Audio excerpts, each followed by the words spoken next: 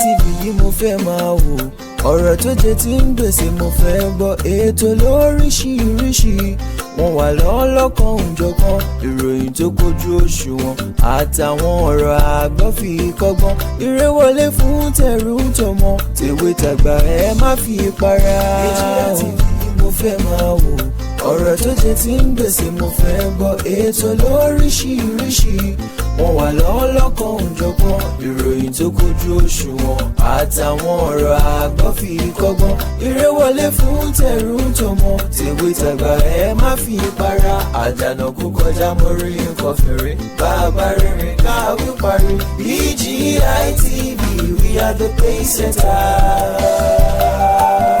Bàbá gbàgede ìmọ̀ tẹlifíṣọ̀n station tí dòde.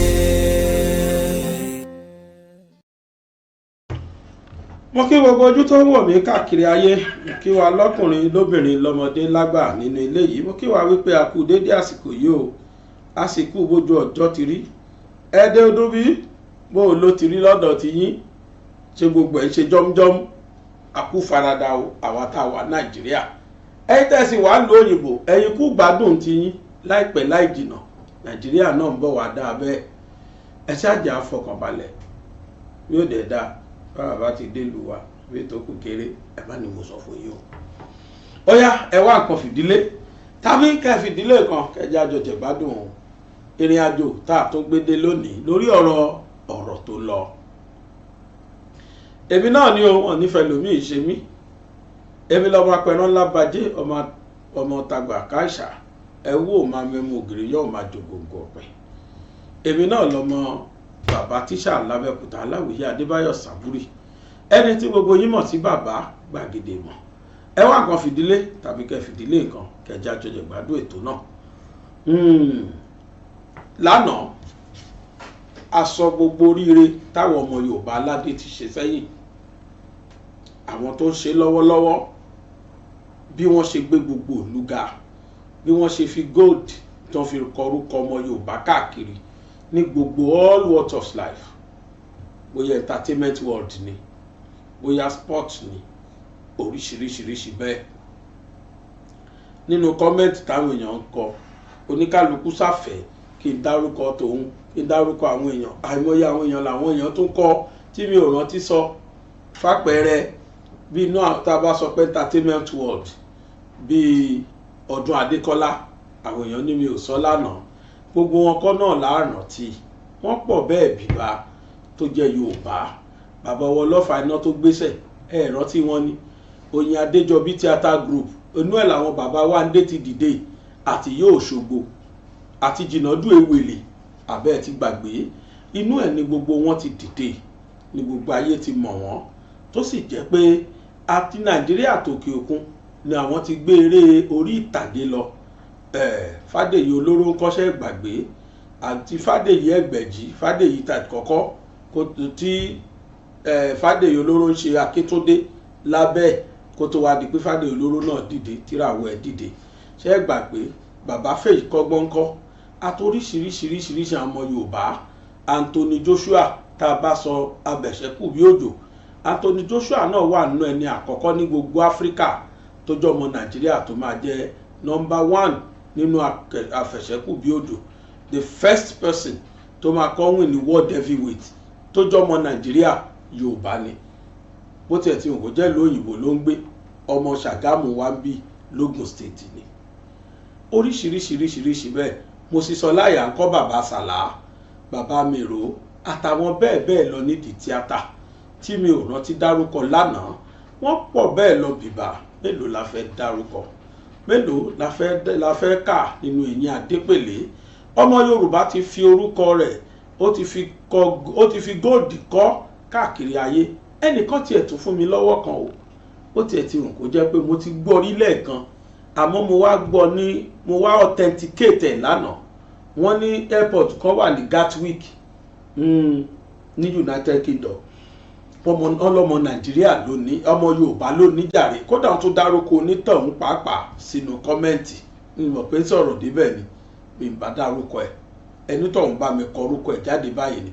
Ọ̀dẹ̀ lè bá mi wá ẹnjíníà tá a bá rúrúkọ yẹn nínú kọ́mẹ́ǹtì iṣẹ́ àná ló wà, wọ́n dárúkọ ẹ̀ wípé ọ̀lẹ́ báyìí báyìí o tó jọmọ Yorùbá òun ló ní Gatwick airport wọ́n ní ó wà ní Gatwick ní àárẹ̀ ọmọ Yorùbá nílùú òyìnbó ẹ̀rí pé ọmọ Yorùbá ó ti kọjá bẹ́ẹ̀ àmọ́ gbogbo oríire tá a ṣe yìí ṣó wá dáa ká gbọ́ wípé inú payín keke inú ìyà tó tóyà lọmọ Yorùbá wà ní Nàìjíríà ṣó dáa ká sọ pé lẹ́yìn tó ló bẹ́ so ó lọmọ Yorùbá wà nílùú Nàìjíríà ṣó dáa ká sọ pé third citizen sí fourth citizen lọmọ Yorùbá wà láàrin akẹgbẹ́ wa ní Nàìjíríà ṣó tọ́ka sọ bẹ́ẹ̀ ṣó wá tọ́ka sọ pé ọmọ Yorùbá ò ní olórí nílẹ̀ Nàìjíríà o nílùú Nàìjíríà yìí láàrin Yorùbá à ní olórí tó lè gbèjà wa ṣó yẹ ká wí bẹ́ẹ̀ ṣó yẹ ká sọ bẹ́ẹ̀ wípé ládùúrú gbogbo làmì làkàtà kà lánàá wípé ọmọ Yorùbá jẹ́ ṣó dáa ká sọ pé ọmọ Yorùbá láwọn ọba tó ṣetán láti kú torí wa láwọn ọba tó ṣetán láti gbèjà wa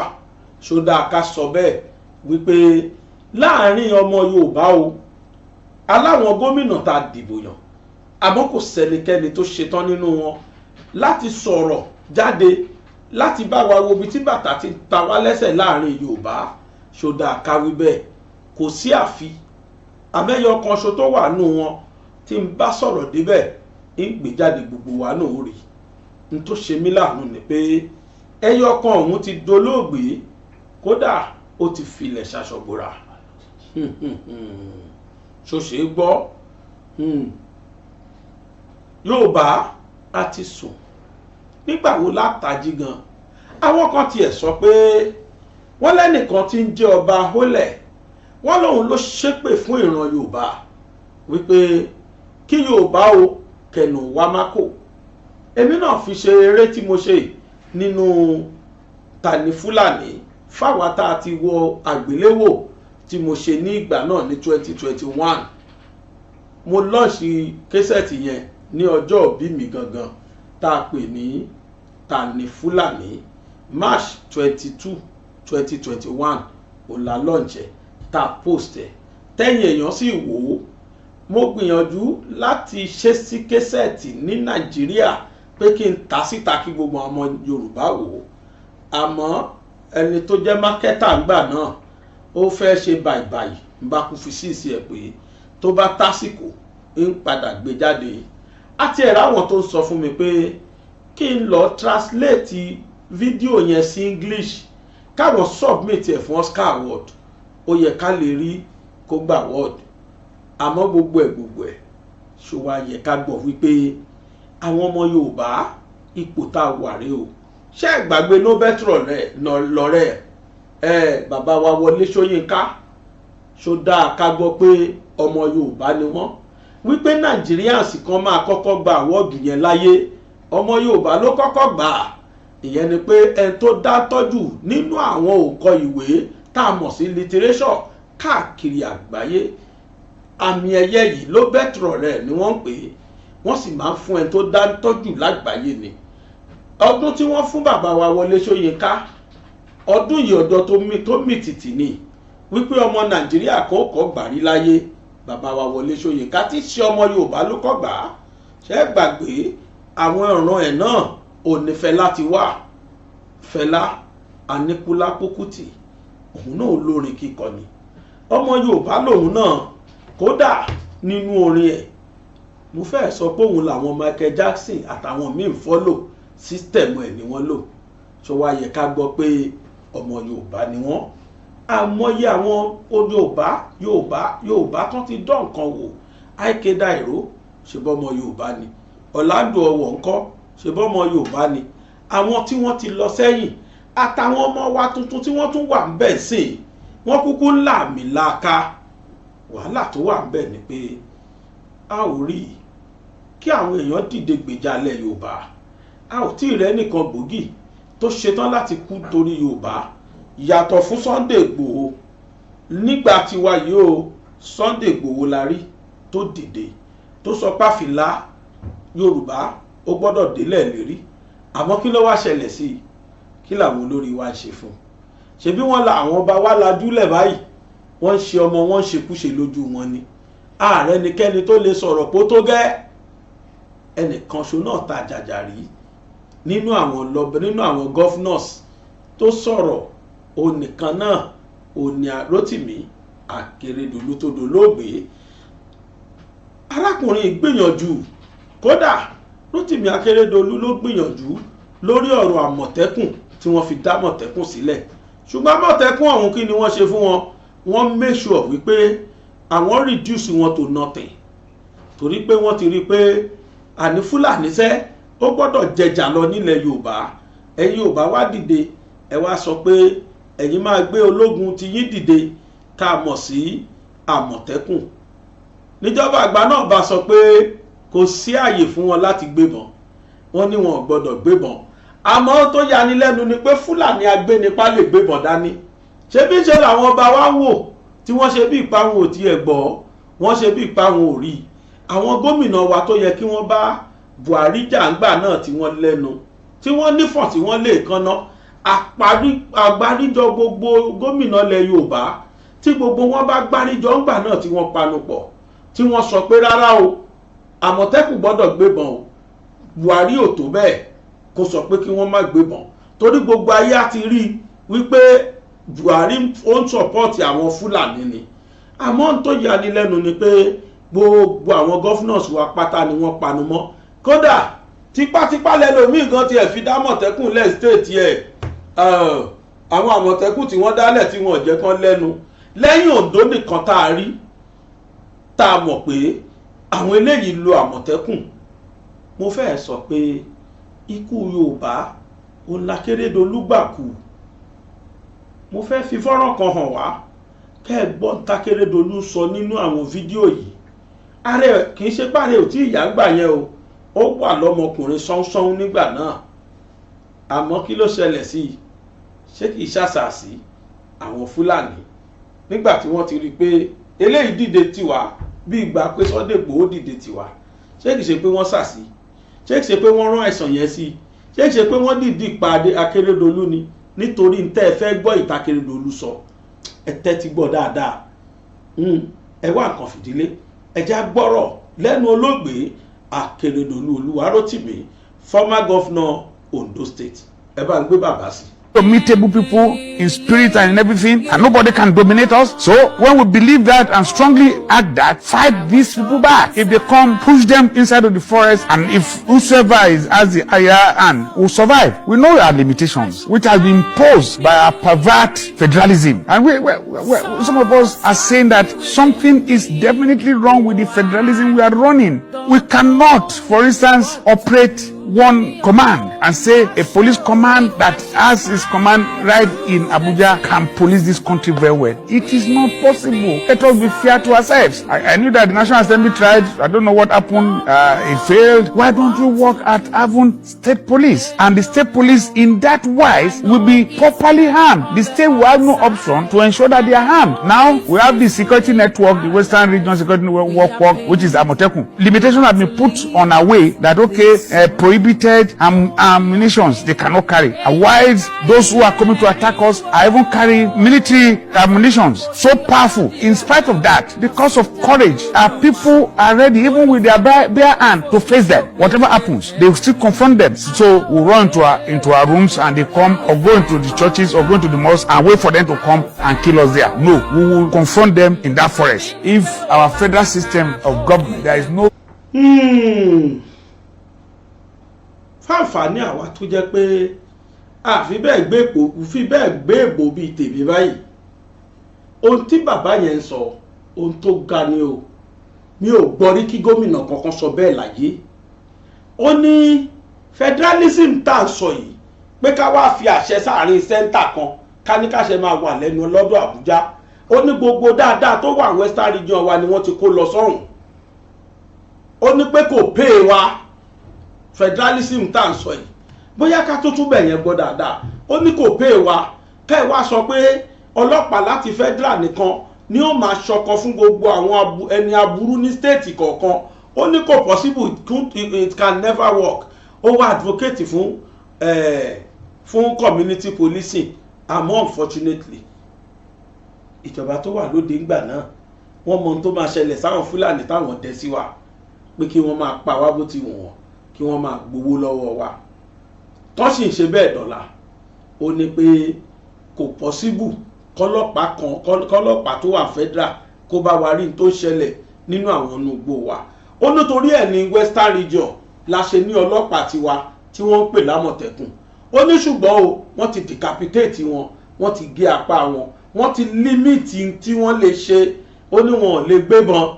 Ó ní bẹ́ẹ̀ àwọn Fúlàní tí wọ́n ń pa wá, ó ní lójoojúmọ́ ni wọ́n fi ń gbébọn, ló jẹ́ weapon tó wà lọ́wọ́ wọn, weapon tó wà lọ́wọ́ àwọn military ni. Ó ní ṣé ká wá pawọ́ rọ́nú ilé wa, ká jẹ́ kí wọ́n máa pa wá. A governor of a state in Yoruba land, òun nìkan náà lárí tí màá yẹn fi kú. Òun nìkan ṣoṣo. Ó ní wọ́n pa wá mọ́sálásí, wọ́n pa wá ṣọ́ọ̀ṣì. Ó ní ṣé ká lajúlẹ̀, ó ní wọ́n pa wọ́n ní school. Ó ní ṣé ká lajúlẹ̀ ni ká máa wá wò wọ́n. Bóyá mi ò gbóyìnbó yẹn dáadáa. He was the only man tá a rí. Gbogbo wa dẹ̀ rí tó pa ní state yẹn. Nígbà tí gbogbo Western Region governors, even gbogbo South àti South South àti South West àti South East, gbogbo wọn panupọ̀, wọ́n cancel, wọ́n ban ní tó jogun grazing. Kò sí tó mú lò ní gbogbo àwọn governors wa. They were all cowards. Gbogbo wọn ni wọ́n ya ojo, ni wọ́n lè face àwọn Fúlàní yẹn torí ẹ̀rù president ń bá wọn kó bá máa impeach àwọn. This man was the only man. Coward dies many times before their death. Failures will never taste of death but once. Ọjọ́ ní gbogbo wọn, ṣùgbọ́n alágbára máa ń nípa láyà bí rẹ̀ ni. Akérédolú nìkan ló dúró, òun nìkan ló sọ pé àníṣe open grazing àti ṣòfin pé kò gbọdọ̀ sí mọ́. Ó wá ṣòfin pé gbogbo Fúlàní tẹ́ bá ti rí tó kó màálù jà láàrin títì, ẹgbẹ́ ẹ̀kọ́ gbogbo màálù ẹ̀, wọ́n dẹ̀ ṣe bẹ́ẹ̀ lóòótọ́. Akérédolú ọ̀hún rè ní odò parí tẹ́nà ẹ̀. Ó mà ṣe o. Ó ní mo ṣe ń rò lọ́kàn mi pé ọdún òkú tó máa pa oníkálùkù ó ti wà lákọọ́lẹ̀. Why this man? Ẹnìkan ṣoṣo tá a rí tó bá wa fèsì Fúlàní. The man saw, he came, he saw and he conquered. Ó nìkan ṣoṣo lẹ́nu ọ̀rọ̀ ní gbogbo àwọn governors wa. Gbogbo àwọn tó kù they are all cowards. Ohun tí wọ́n máa jẹ òjẹ̀ kan lè sòdodo. Gbogbo àwọn tó kù nù wọn ò lè jáde wá sọ̀rọ̀. Dọ̀là Fúlàní sì ń kó màálù jẹ ní àdúgbò wọn. Akérédolú ọ̀run ẹ̀rí. Òun nìkan ṣoṣo ló dúró náà governors. Ẹ wá jẹ́ akọjá sọ́dọ̀ àwọn ọba. Kò sọ́ba kankan tó láyà nínú gbogbo àwọn ọba wa. Kódà bó kàn rán kí wọ́n sọ̀rọ̀, àwọn tún embrace wọn ní. Àwọn tó ń pa wá mẹ́sàn-án mẹ́wàá region wọn ní kingdom wọn, ní domain wọn, níbi tí wọ́n jẹ ọba sí. Àwọn ẹni tó ń pa wá mẹ́sàn-án mẹ́wàá, àwọn ọba yìí tún embrace wọn ní pé ẹ ṣeun ẹ túbọ̀ máa bá ń pa àwọn èèyàn mi sí. Instead kí wọ́n bínú bí tàwọn ọba tàná, àwọn ọba eléyìí níṣe ni wọ́n tún fi wọ́n joyè, níṣe ni wọ́n tún fẹ́ wọn lọ́mọ, wọ́n tún lọ fún wọn lọ́mọ, àwọn náà fọmọ lọ́dọ̀ wọn ni, tínú wọn dùn kùlà. Kódà bó tiẹ̀ tí kò jẹ́ pé àwọn Fúlàní yìí ń pa nínú wọn o, wọ́n ń panú àwọn ọba yẹn. Ṣé bí ọba kan rèé lóòótọ́ kìí ṣe ọba Yorùbá, ṣùgbọ́n ẹ̀gbọ́n tọ́ba yẹn sọ. Ó ní ẹ lọ wo ìtàn irun àwọn. Ó ní the records are there. Ó ní àwọn ń tà wọn. Ó ní rẹ́kọ̀dù tòun, rẹ́kọ̀dù bàbá òun àti rẹ́kọ̀dù bàbá òun wà ńbẹ̀. Ó lọ́mọ akílà àwọn táwọn ò gbọ́dọ̀ ṣojo. Ó ní pé gọ́fúnà sọ pé òun yọ òun nítorí subordination, torí pé òun rí òun fín. Ó lóun ò mọ̀ pé àìṣòṣèlú tóun jọba, ó lóun ò mọ̀ pé òun ti dọmọ ọ̀dọ̀ lábẹ́ gọ́fúnà kan. Ó ní tóun bá fẹ́ ṣe olóṣèlú ni, ó ní ipò president ló yẹ kóun wà. Ó ní ṣùgbọ́n for the fact pé láìní ọba lòun chúùsì tóun òun ò chúùsì láìní olóṣèlú, ó ní kò sọ òun di ọmọ ọ̀dọ̀ lábẹ́ gọ́fúnà kan táwa sọ pé òun yọ òun torí subordination, torí pé òun rí òun fín. Ó lọ́ba lòun tóun bá lórí ohun gbogbo, olóhùn kì í ṣe ẹgbẹ́ gọ́fúnà kan òun ò dẹ̀ sí lábẹ́ gọ́fúnà ọba ìlú kan ló sọ bẹ́ẹ̀ kì í ṣe ilẹ̀ Yorùbá o ọba Yorùbá kò lè sọdún ẹ̀ jáde kì í dẹ̀ ṣe gọ́fúnà ìlú mi ló ń bá wí gọ́fúnà ìlú tiẹ̀ gangan ló ń bá wí gbogbo bó ṣe ń sọ̀rọ̀ tí gọ́fúnà yẹn kìlọ̀ fún ó ní mi ò lè lajúlẹ̀ kó máa bàlújẹ́ kí n má lè sọ̀rọ̀ n táwọn ọba wa ń bẹ̀rù ó ṣẹlẹ̀ sọ́ba yẹn kó dẹ̀ kíá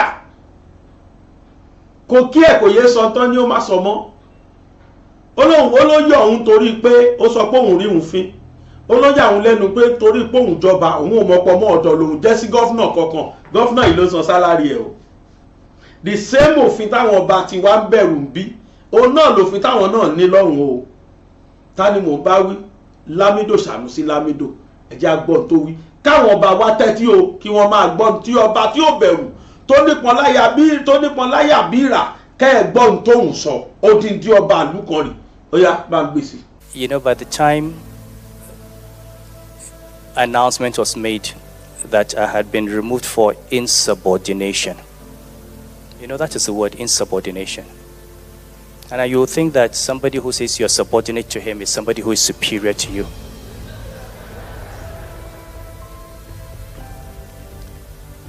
You know, and like I said in Abuja, I have my record of service. My father has his record of service. My grandfather has a record of service. We cannot be intimidated by somebody because you're president or you're a governor, and we cannot tell you that you're wrong.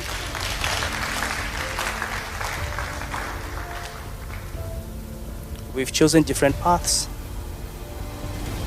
And I said yesterday, and I'll say it again, if I had gone into politics, at least given the people that have succeeded in becoming president in Nigeria, I could have been president.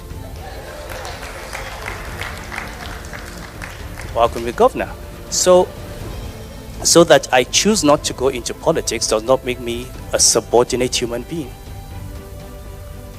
And this is what we all have to learn as Nigerians. We take too much rubbish. And we're all too afraid, too much in our comfort zones.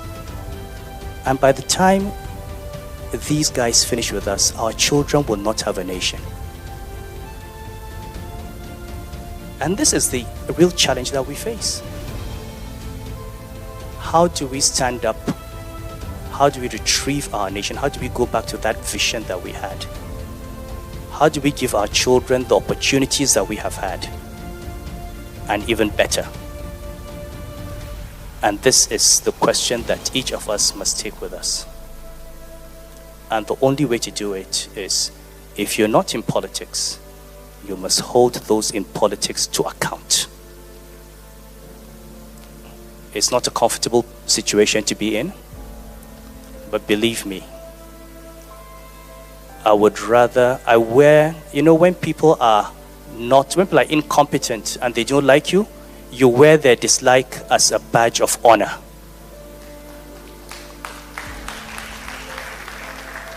You can't be comfortable. You can't be normal in a dysfunctional environment.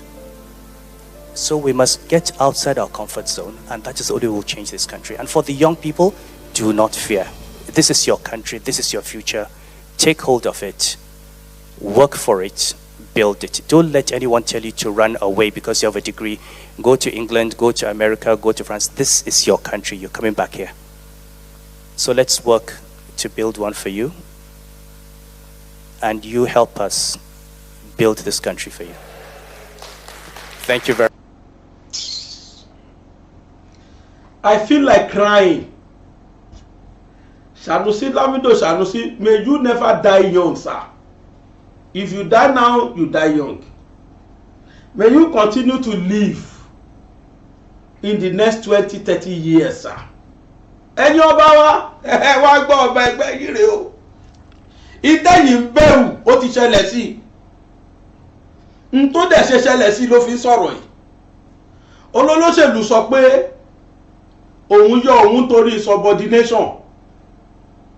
Olólóṣèlú sọ pé wọ́n yọ òun torí àrífín. Olóhun ò mọ̀ wípé àìjẹ́ olóṣèlú tẹ́nìkan jẹ́ gọ́fúnà tóun jẹ́ ọba. Olóhun ò mọ̀ pọ́mọ ọ̀dọ̀ lòun jẹ́ lábẹ́ olóṣèlú. ó ní pé àìsí òṣèlú òun ò sọ òun dọmọ ọ̀dọ̀ lábẹ́ olóṣèlú. Àwọn ọba tiwa ṣọba tó dìde lórí àpèrè olóṣèlú kó wá jókòó, ṣọba tó lọ patí tó sáré bọ̀ wọ́n lọ́wọ́ kódà pẹ̀lú orí adé first class. Jáwọ́ ọba tiwa ẹ̀ ló wà lẹ́nu ọ̀rọ̀ báyìí. Bí èèyàn bá jẹ́ dodo ẹnu ò ní sòdodo, ó ló ṣẹlẹ̀ tá à ń rí. Ọba yẹn sọ pé I will still refer to him as Ọba. Only if anybody disgraced you because you are saying the truth, only where their dislike, wear the coat of their dishonor as a badge of honor for yourself. Bàbá ẹnikẹ́ni tó kàn wá lábùkù nítorí ipá sòdodo, ó lẹ́wọ́ àbùkù tí wọ́n tó ń kàn ẹ́ yẹn, ó ní wọ̀ sára bí ẹni pé ó jẹ́ ẹ̀wù àpọ́nlé fúnra ẹ̀ tó lórí òdodo ló wà. Ó ní pé téèyàn bá jẹ́ ẹni tó yojo tó bẹ̀rù, ó ní kò ní lè dáàbò bo ibi tó jẹ ọba lé lórí, kò ní lè dáàbò bo nation tiẹ̀, kò ní lè dáàbò bo ìlú ẹ̀ tó bá jẹ́ ojo. Ó láfi kó bá dìde kó bá jáde kó sọ òdodo fún olóṣèlú nítorí pé ọ̀tọ̀ọ̀tọ̀ níbi tẹ́ẹ̀dọ́ lórí sí. Ẹ̀yin ọba wa sà, ẹ̀yin ni mo tún bá lọ́rọ̀ lénìí. Àwọn ò ní yé sọ. Ẹ wo gbogbo bí Yorùbá ṣe jẹ́ kárí ayé ni mo sọ lánàá yẹn. Àwọn ọmọ yín tẹ́ jẹ́ ọba lé lórí wọ́n ń patú mẹ́jọ káàkiri ayé. Gbogbo ṣóṣìn kárí àwọn ni wọ́n ti ń halẹ̀ lórí sọ̀rọ̀sọ̀rọ̀. Ẹ mọ iye àwọn tí wọ́n ti fọ̀rọ̀ dára. Ẹ lọ wo Oríyọmí Hamzat nìbàdàn, ẹ lọ wo Lájí Abbas nìbàdàn tó ń sọ ìtàn, ẹ lọ wo kí lórúkọ bàbá tó yẹ ẹran mi létí bàbá tó ti pẹ́ nínú tó jẹ́ veteran sọ̀rọ̀sọ̀rọ̀ yìí màrán Kọ́lá Olóòtú, ẹ lọ wo tútọ́ pa Yínká Ayéfẹ́lẹ́ ńkọ́ ẹ̀rù tútọ́hun náà ń pa. Ẹ̀ṣẹ̀ bó lórin ni tẹ́lẹ̀, òun náà ti di sọ̀rọ̀sọ̀rọ̀ lórí rédíò tó ti dá rédíò lẹ̀. Àwọn ọmọ wa lóríṣiríṣi tán jẹ́ freelance, kí ni wọ́n pe ọkùnrin Musiliu Bẹ́bẹ́, ṣebí sọ̀rọ̀sọ̀rọ̀ ní tẹ́lẹ̀, olóde Àdìsá onítaxi, oríṣiríṣiríṣiríṣi táwọn ọmọ wa ń dánwò káàkiri nílẹ̀ Yorùbá. Ẹ wá jẹ́ kí àwọn ẹni yẹn kí wọ́n nílùú ẹ jọba síbẹ̀, ṣùgbọ́n ẹ gba àwọn alábọ̀dé láyè kí wọ́n wá fi ẹ̀bọ̀dé kí wọ́n wá fi múlù yín. Wọ́n kọ́ńkà àwọn ọmọ yín lójú yín. You people refuse to talk nítorí pé ẹ wà subservient olóṣèlú. You people refuse to talk nítorí pé ẹ ti ríra yín bí ẹni tó jẹ́ subordinate sí olóṣèlú, ẹ̀rọ olóṣèlú bí ẹni tó ga jù yín lọ. Ipò tẹ́dẹ̀ wá ipò ayérayé ni. Olóṣèlú ní sometimes to use. Limited time lolóṣèlú ní, maximally 8 years ló ní as governor. Ẹ̀yin for life lọ́ba tẹ́ jẹ́ o, ẹ kù sórí àpèrè ni. Ẹ bá lo 100 years ẹ ṣì wà lórí àpèrè. Olóṣèlú wo ló lè 100 years? Ìgbò bá máa lọ 4th 5th times, àwọn èèyàn àti máa kí fún as a senator, as a national assembly member, as house of assembly member. Àwọn tí wọ́n lè lọ more than 2 times nìyẹn. Executive maximum 2 times ló lè lọ, which is 8 years. A tún padà wà dọ̀bálẹ̀ fún yín àsọ̀bà gbẹ̀yìngbẹ̀yìn ni. Where are you people? Ṣé bẹ́ẹ̀ ṣe yẹsà fún wọn ni? Pẹ̀lú adé orí tẹ̀ dé sórí o. Tá a pè yín lọ́ba láyé àtijọ́ àwọn bàbá wa máa pòwe. Wọ́n lẹ́ni tá a gbélélé tá a lè bá náà ń pè lọ́ba. Ọba tó ba lórí ohun gbogbo. Ṣé ẹ bá lórí ohun gbogbo mọ́? Ẹ̀yin tó kọ̀mándì kẹ́ dìde kẹ́ jókòó. Ẹni jókòó ibi tá a rí dínkù ọba dé ni o. Fúlàní patúbẹ́jẹ tí ọdẹ ń pa fẹ́ràn kó núgbó. Wọ́n ń pa fún wa lẹ̀ Yorùbá. You people cannot say anything. Ààrí ọba kankan tó láyà láti jáde. Bàbá wa lọ nírú Ṣànúsí, Lámídò Ṣànúsí 3 péré lẹ̀ Yorùbá. Ẹ rí pàtó Orire. Ẹ̀gbọ́n tó sọ lẹ́nu ọba bí ti yín náà ni nà yes wọ́n ti yọ. Kí ni big deal nú ẹ̀? Ẹ̀rù ń bá ẹ̀yin ẹ lè sọ̀rọ̀ torí pé ẹ̀fẹ̀ kan yọ yín lọ́ba. Torí pé olóṣèlú náà ló fi yín síbẹ̀ tẹ́lẹ̀. But nítorí pé òun qualify láti jẹ ọba kò bẹ̀rù ẹnikẹ́ni. Kò lọ́bì fún kan tó yàn, ó mọ̀ pé tọ̀hún ni. Mélòó ni ò lọ́bì inú yín kẹ́ tó dọba? ní tó tiẹ̀ tó wá yà mí lẹ́nu ni pé ẹ̀yin bàbá wa tẹ́ ẹ ti wà ń bẹ̀ tó jẹ́ pẹ́ tọ́ yín ni kódà ti fẹ́ lòmíì jẹ láti gbò tí wà ní secondary school nù yín tó jẹ́ tọ́ ẹ̀ ní tẹ́ ẹ̀ lọ bí fún olóṣèlú kankan kódà olóṣèlú míì tó di nǹkan lẹ́nìí ó sì wà primary school tẹ́lómi tìjọba nù yín yẹ́ẹ̀tẹ́ tó ń bẹ̀rù wọn àbúrú tí Fúlàní ṣe ẹ̀tún dunú sí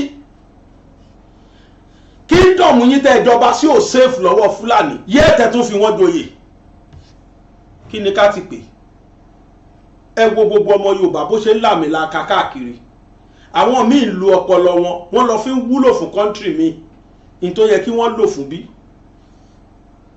ọ̀rọ̀ tí Sanusi sọ yìí ọ̀rọ̀ tó ń lu aago mọ́ mi lórí ni ó ní tẹ́ ẹ̀ bá dìde sọ̀rọ̀ ó ní you will lose your nation when you refuse to talk your children will suffer when you refuse to talk your children will not get to where they supposed to be ẹ wo bí ìlú ṣe rí ṣé bó ṣe rí lánàá rí láyé Awólọ́wọ̀ táwólọ́wọ̀ bá wà láyé ń sìn tó bá ń wo gbogbo ohun tó ń ṣẹlẹ̀ láàrin ilẹ̀ Yorùbá kí lẹ fẹ́ sọ ká l'Odùduwà ṣì wà láyé kó Odùduwà ṣì wà láyé ẹni tí gbogbo yín nígbàgbọ́ sí pé bàbá Yorùbá ni tó sì jẹ́ pé ọ̀dà ẹni gbogbo ẹ̀yin ọba ilẹ̀ Yorùbá yìí wà tó Oòduà yẹn bá wá láǹfààní láti padà wáyé kó máa wá wo tútẹ́yìn ọmọ ẹ̀ ń pa táwọn Arẹwà wá ń pa fún wa kó wo respond ẹ̀yin ọmọ ẹ̀ sí kí lẹ fẹ́ sọ fún tó bá wá ń kú èrè yín pé ṣé bí mo ṣe fi ìlú lẹ̀ fún yín ṣé bí mo ṣe pa yín láṣẹ kẹ́ ẹ̀ ṣeré nílẹ̀ Oòduà kí lẹ fẹ́ sọ àfi ká máa rí rẹ̀gàlíà ká máa ṣe kábíyèsí ohun gbogbo gbà ṣùgbọ́n kí kábíyèsí fúnra rẹ̀ kó má respond kó má responsible sí iṣẹ́ wọn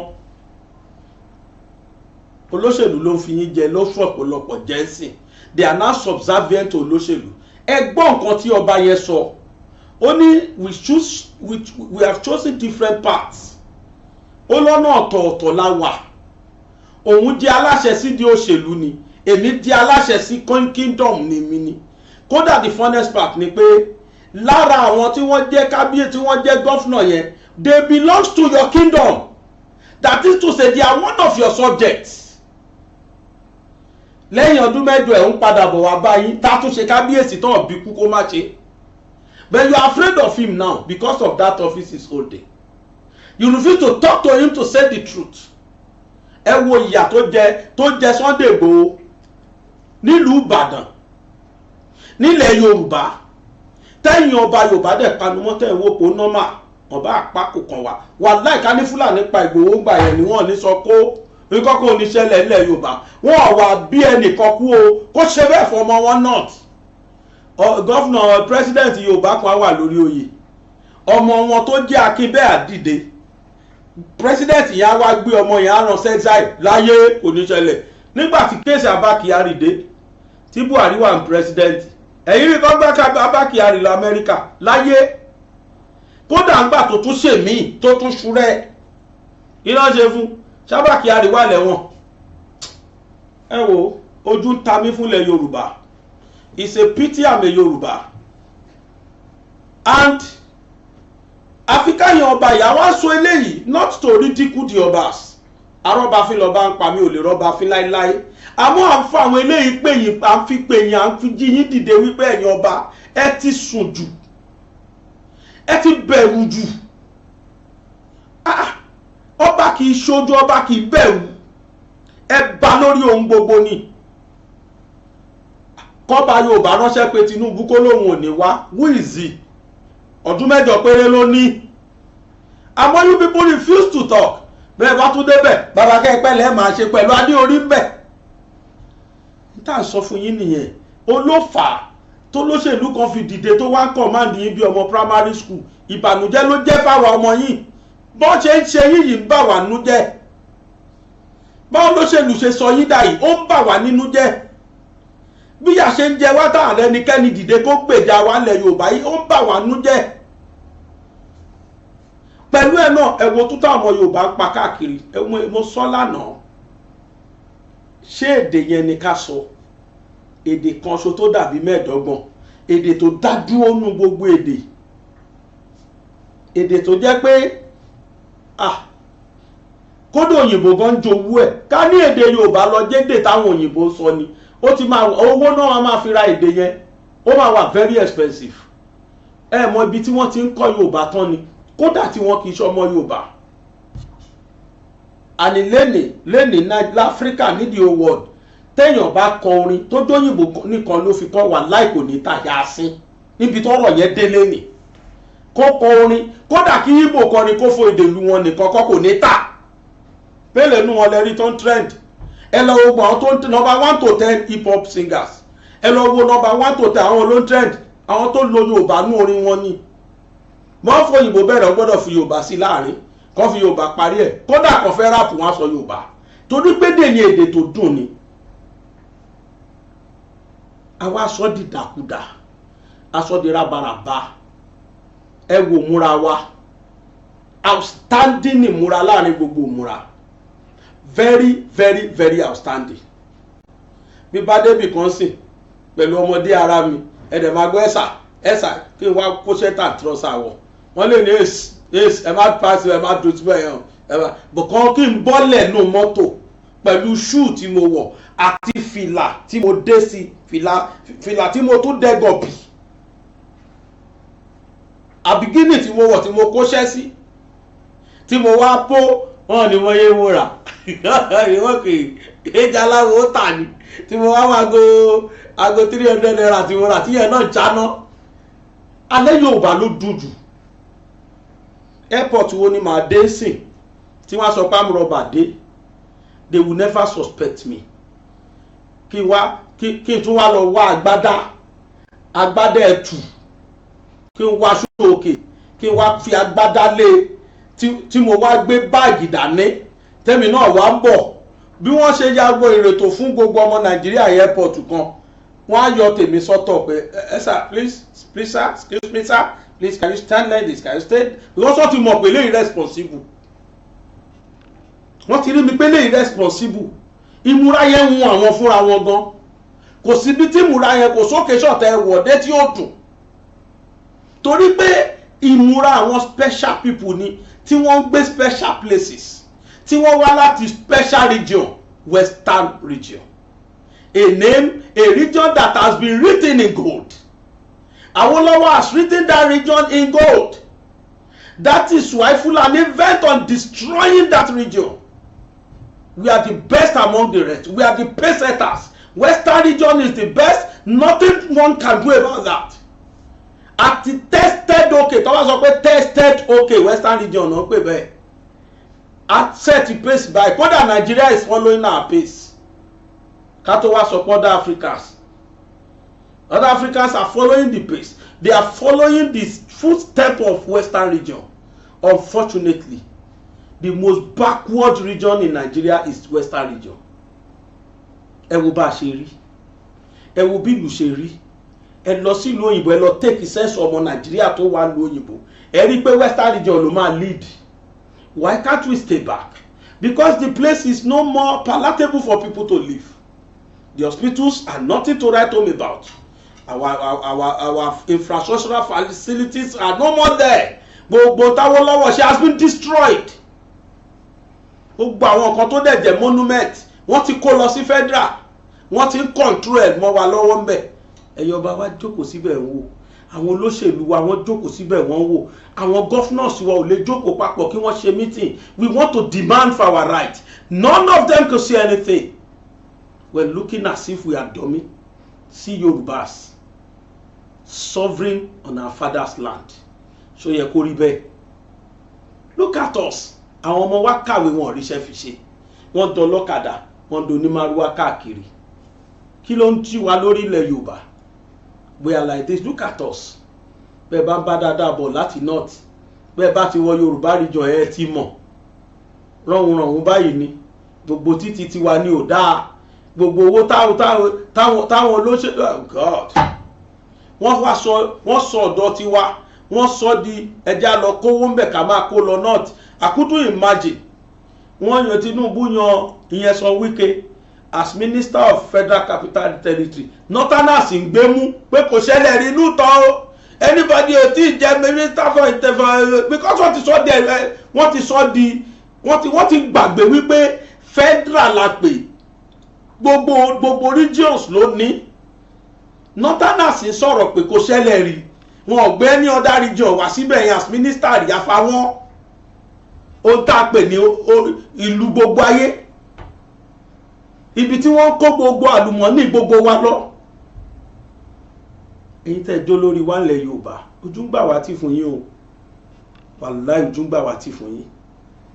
wọ́n mú Yorùbá wọ́n sọ wá di third class citizen Nàìjíríà láwa tó jẹ́ pé ó yẹ kí wọ́n máa ká tutọ́ báyìí kí wọ́n máa pọ́n lánìí Fúlàní tí ò láṣọ lánàá àwọn northerners tí wọn ò ní nǹkan kan lánàá the same Awólọ́wọ̀ ló ra aṣọ lọ fọ́pọ̀lọpọ̀ wọn tó ń mọ nǹkan kan rárá pẹ̀lú gbogbo òwe tá a kà kí la wá fi ń ṣe at last go to north ẹ lọ bá wọn lu wọn ṣe rí ẹ lọ Minna Niger State iná wọn kì í lọ látàyébáyé látìgbà tí Babangida ti jẹ president nínú wọn kì í tí lọ. Ta ló ṣe bẹ́ẹ̀ náà nílẹ̀ Yorùbá ṣáwà náà lọ́mọ tó jẹ president rí ni ọmọ wa ló tún wà bẹ́ẹ̀ sí. ẹni tí mò ń sọ ń gbà yẹn fún gbogbo ẹ̀yin tẹ́ ń tako Tinubu nìyẹn ń gbà yẹn pé ẹ má jẹ́ àtakò àwọn èèyàn mú mi pé mò ń support Tinubu ni pé káwa Yorùbá náà àsìkò tiwa náà rí let us exploit irọ́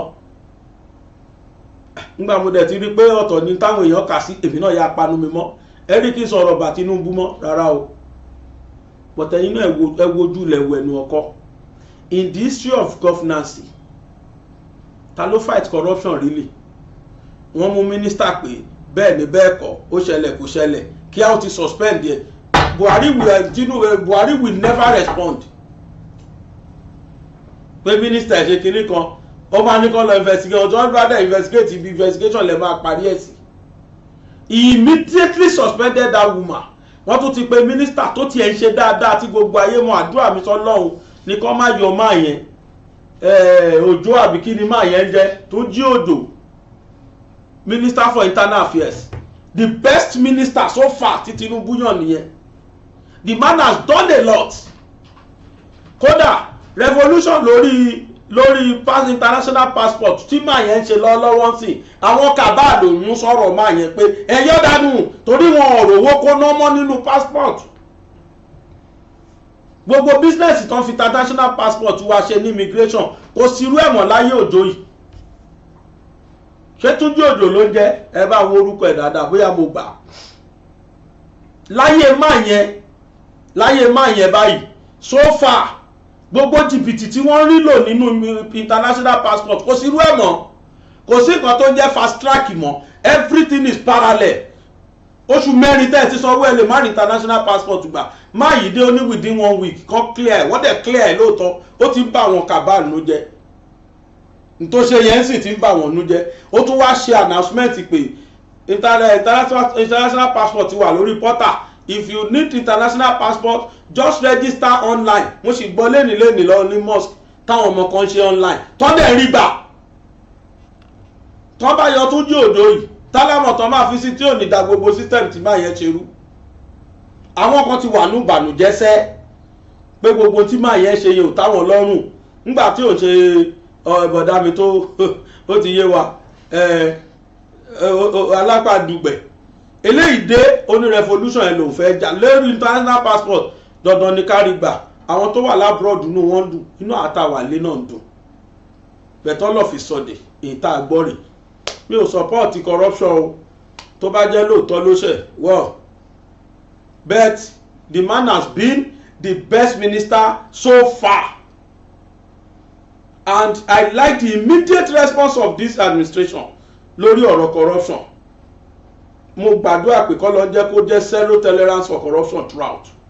Tí mo sọ fáwọn ọmọ Yorùbá nìyẹn is our own, let us support our own.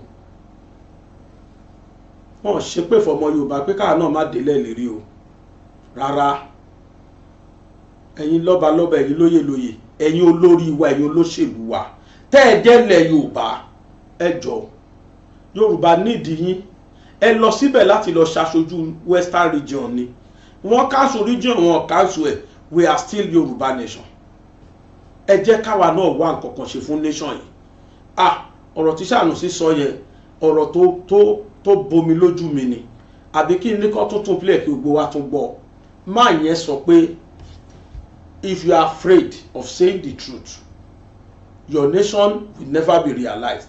Bá mi tún play mo tún fẹ́ tún gbọ́ ọ̀rọ̀ yẹn lẹ́ẹ̀kan sí ìjọba tún play. You know, by the time announcement was made that I had been removed for insubordination, you know, that is the word, insubordination. And you will think that somebody who says you're subordinate to him is somebody who is superior to you.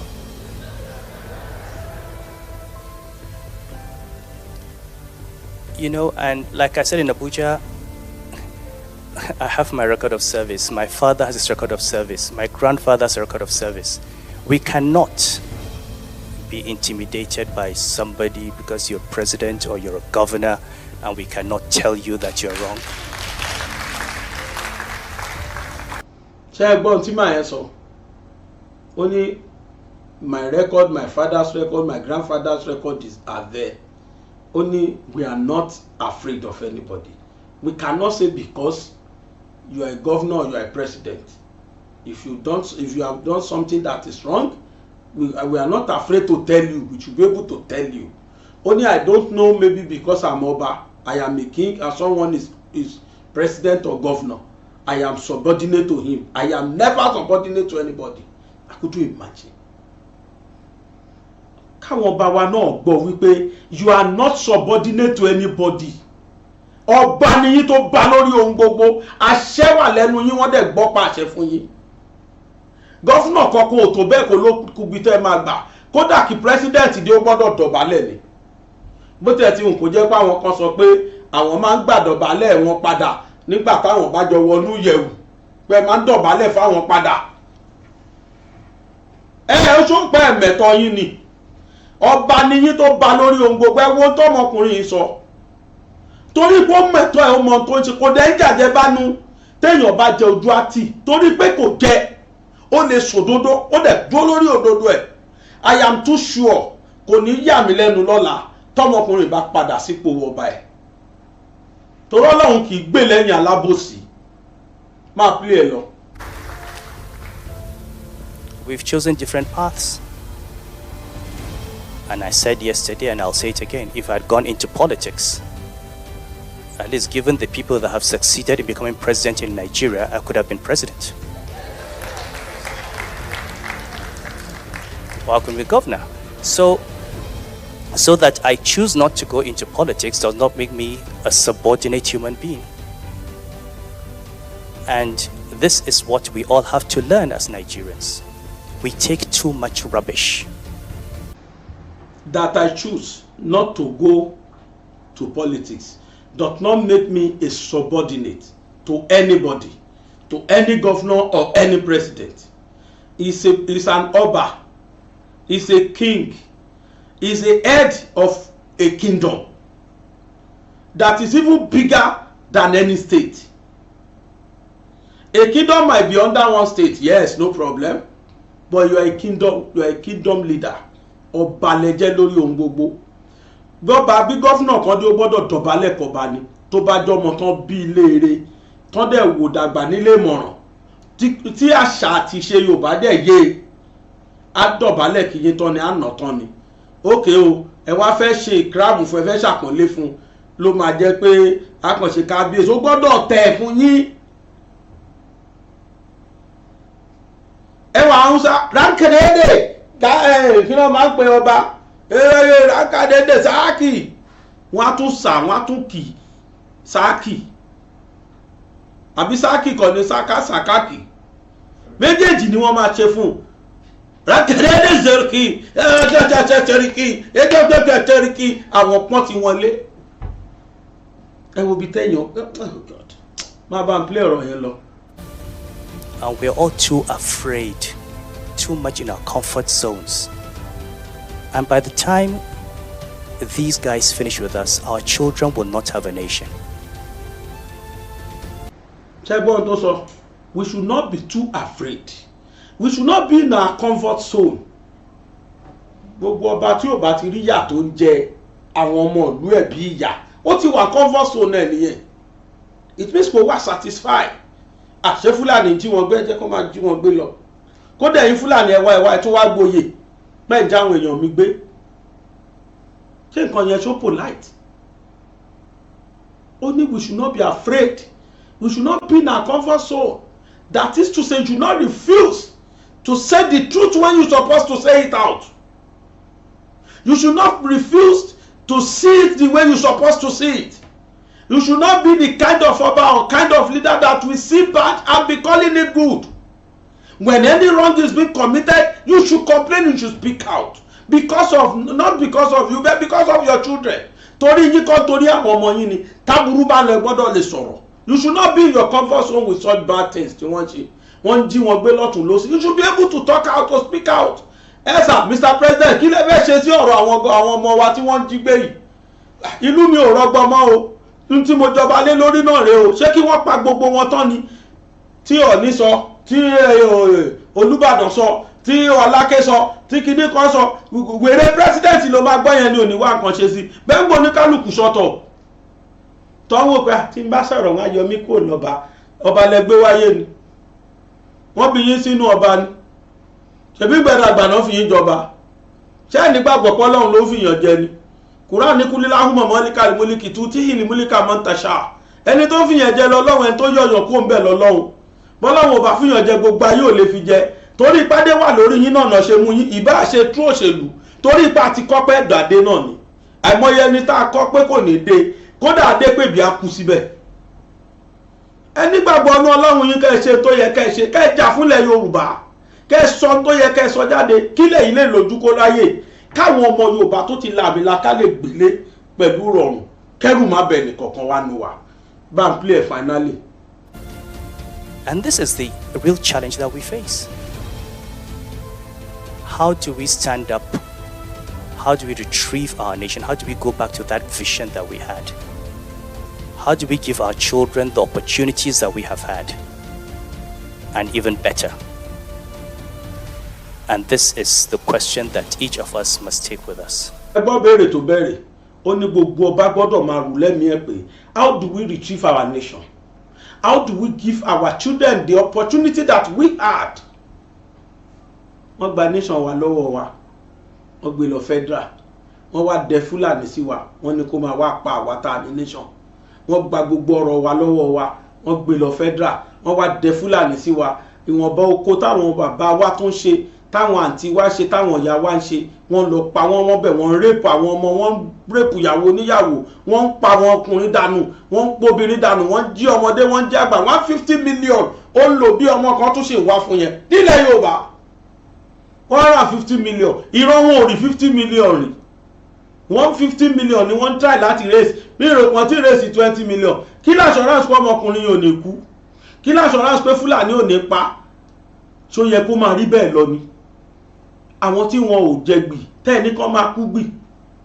Wọ́n ò raise 150 million torí kan fi kọ́lé. Wọ́n ò raise 150 million for education ọmọ yẹn. Wọ́n ò raise 150 million torí kan fẹ́ ra mọ́tò. Wọ́n raise 150 million tí wọ́n máa san fún ajínigbé tó jí ọmọ wọn gbé láti rescue ọmọ wọn kó bá má pọ̀ ọmọ wọn. Gbogbo àwọn ọba pátá adẹ̀wò. Irú nǹkan bẹ́ẹ̀ yẹn dẹ̀ ń lọ incessantly. Ó ń lọ constantly. Ẹni ẹlẹ́ni tó wọlé tó wá dáṣẹ́lẹ̀ wọ́n pàdánù. Nation wo lẹ̀ wá nu etí. You destroy that Western region. You destroy that Yoruba race. They are destroying your kingdom. Then why are you people obas? Why are you people chairmen of local government? Why are you people governors? What are you governing? Why are you people National Assembly members? What are you representing there? When your territory is being destroyed and you are watching, you are at your comfort zone, you feel at home. Eko fọkànbalẹ̀. Wọ́n destroy gbogbo ẹ̀mọ́ yín lójú ẹ̀dẹ̀ fọkànbalẹ̀ pé it is normal. Torí kì í ṣe bí nìkan ló ti ń ṣẹlẹ̀. Gbogbo Nàìjíríà national problem ni ẹ̀dẹ̀ ń wò. Bó bá lọ́ba àwọn bá ń ṣe nǹkan lábẹ́lẹ̀ ẹ̀mọ́ ní kí ló dé wọ́n ṣe lábẹ́ ìlú tó jẹ́ káwọn ọmọ gbọ́n tán ṣe. Ọdún mélòó la fẹ́ fi pilẹ̀ wèrè tó fẹ́ já. Látọdún ìtí Fúlàní ti ń pa wá lọ, tán ti ń gbowó. àní 150 million náà wá láti rèsì fún ọmọ yẹn sìn táwọn òbí ẹ̀ ń wá tán rèsì fún bá ń show picture ọmọ yẹn 150 million kìíní yẹn láti àná tí mo ti gbọ́ kìíní yẹn olùjẹta kìíní yẹn fọ orí mi ni pé mo tún rántí lóru ẹ̀ ni mo tún jókòó pé ìlú wo la wà yìí 150 million naira just like that owó yẹn wá dówó kékeré láì ṣolóṣèlú mẹ̀kúnnù ni bàbá àtìyẹ́ o owó tó ọmọ wọn àfi jẹun náà wá kiri o tọmọ tó rá sí wọn o ṣé ìwọ ní ká gbé Nàìjíríà ni ṣé òbú wa dandan ni kí òbú wa jápa ni everybody wá dákẹ́ bíi pé it is normal it's a national problem it's a national issue it's not peculiar to Yorubas alone is that not your excuses? Those are the excuses you are giving us. It's a national issue. It's a national problem. It is not peculiar to Yorubas alone. Ṣe sọ ṣe jà fún ìrántí yín. Àìmọye àwọn ọmọ wa tó wà nílùú òyìnbó tó bí wọn kúkọ wálé tó fẹ́ wálé tó tó bẹ́ẹ̀. Ẹ wo Christmas ọdún ìbò ṣe rí, ẹ wo New Year ọdún ìbò ṣe rí. As if kò séèyàn nílùú. Ọba tó jẹ tìlú fẹ́ ìtàn ní gbàgbé ẹ o. Ètò jẹ tìlú dahoro ìtàn náà ò ní gbàgbé ẹ. Ìtàn ní gbogbo yín kọ, gbogbo ẹ̀yin olórí wa ìtàn lẹ ń kọ kalẹ̀. Gbogbo yín pátá ìtàn lẹ ń kọ kalẹ̀ o. Ayé ò dẹ̀ ní gbàgbé ìtàn yín ń tẹ̀ ṣe. Àwọlẹ̀ ó dá mi lójú pé orúkọ ò lè parẹ́ lẹ̀ Yorùbá torí n tó ṣùbínú ṣe ni. Àfọ̀njá náà orúkọ ò lè parẹ́ lẹ̀ Yorùbá torí n tóun náà tó dánwò níwà ni. Lísàbí tí gbogbo Yorùbá tí gbogbo Ẹ̀gbá sọ pé bàbá ọmọ Ẹ̀gbá ọmọ Lísàbí làwọn ohun tóun náà ṣe ò ní parẹ́ lórí ilẹ̀. Ìtàn àrọmọdọ́mọ máa gbọ́ ìtàn yẹn lọ ni. Ìyẹn táwọn Aláàfin Ọ̀yọ́ náà ṣe kò lè tán lórí ilẹ̀. Àrọmọdọ́mọ máa gbọ́ tàn tí wọ́n ṣe ni. Ogun Kírìjì ogun Jálumi ṣé rò pé kankan lè tán ni.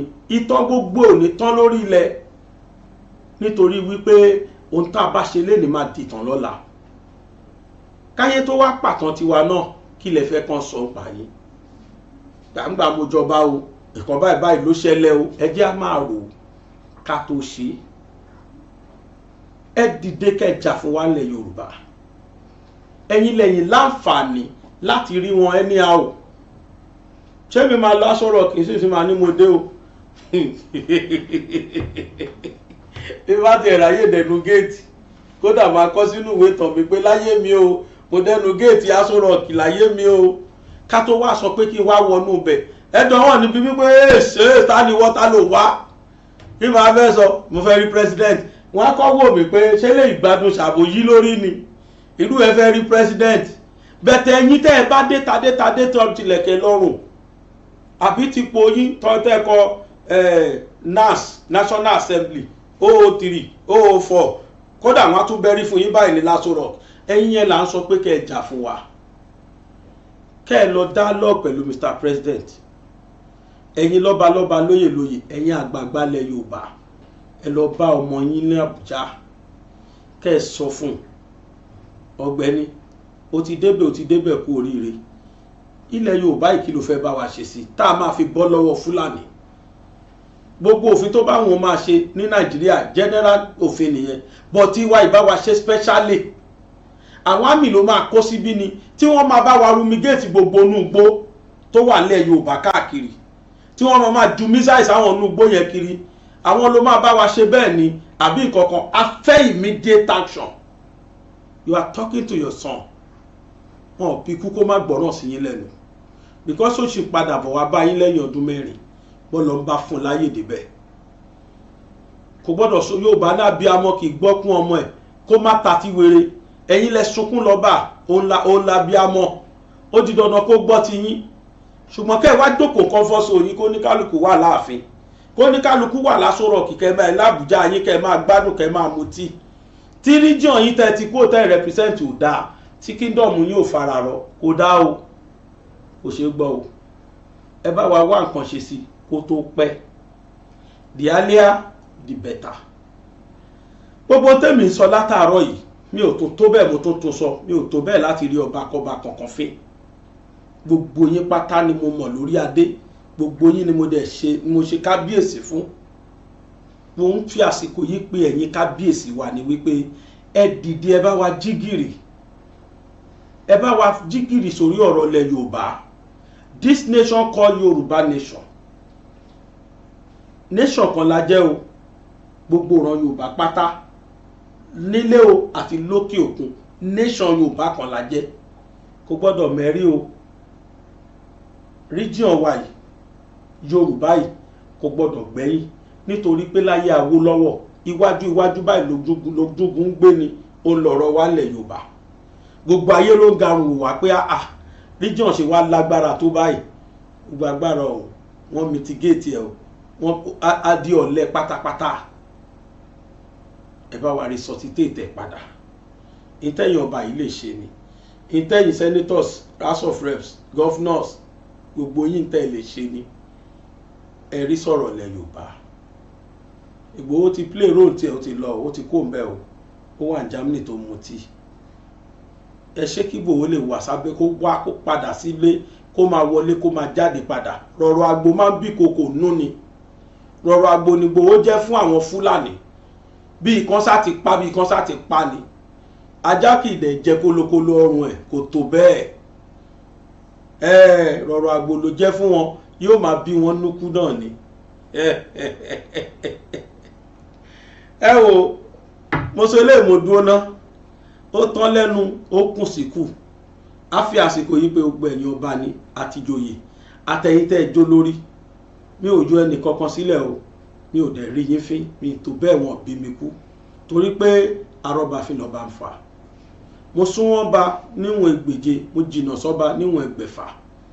Mo yíká ọ̀tún mo yíká òsì, mo ṣe kábíyèsí forí adé.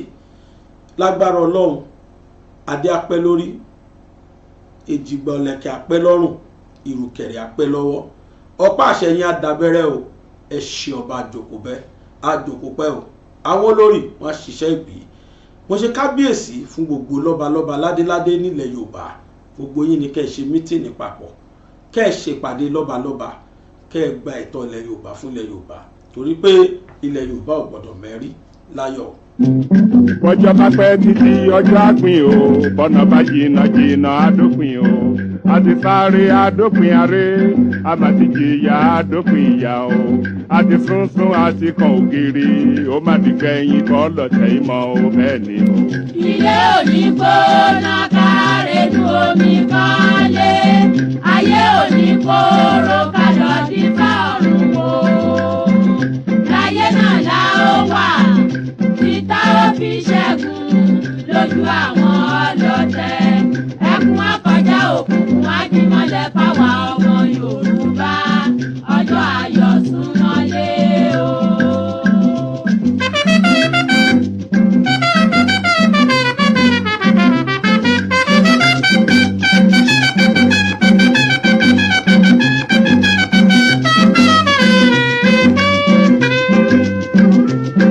Ó di láéláé pọ́npá, ó mà di láéláé pọ́npá. Yorùbá ò ní dọ̀bálẹ̀ ẹ̀fẹ́ nìkan, ó di gbẹ̀yìn kọ́ lọ́tẹ̀ ìmọ̀ o. Yé ẹ dìde dìde bí ológun, ẹ bá jàgà sílẹ̀ o, ẹ rántí àtọmọdọ́mọ. Kò ní sún wa kò ní rẹ̀ wá, tá ó fi ṣẹ́gun. Tẹni tó dé ó sàn ju ẹni tirẹ̀ ń bọ̀, bẹ́ẹ̀ ni ò ní ní dúró. Kẹ́dúró gbọ̀n, kẹ́dúró gbọ̀n, kẹ́dúró gbọ̀n gbọ̀n gbọ̀n. Àtùpàgbé oníkànnì o, bí ẹ bá sùn ẹ gbé, ọjọ́ ayọ̀ súnmọ́lé o. Bí a bá kú tí a bá jí, a ó mẹ́ni rè fẹ́ràn ẹni. Ẹni bá ṣàìsàn wò ni yóò lè mọyì àlàáfíà. Bí a bá ṣaláìní.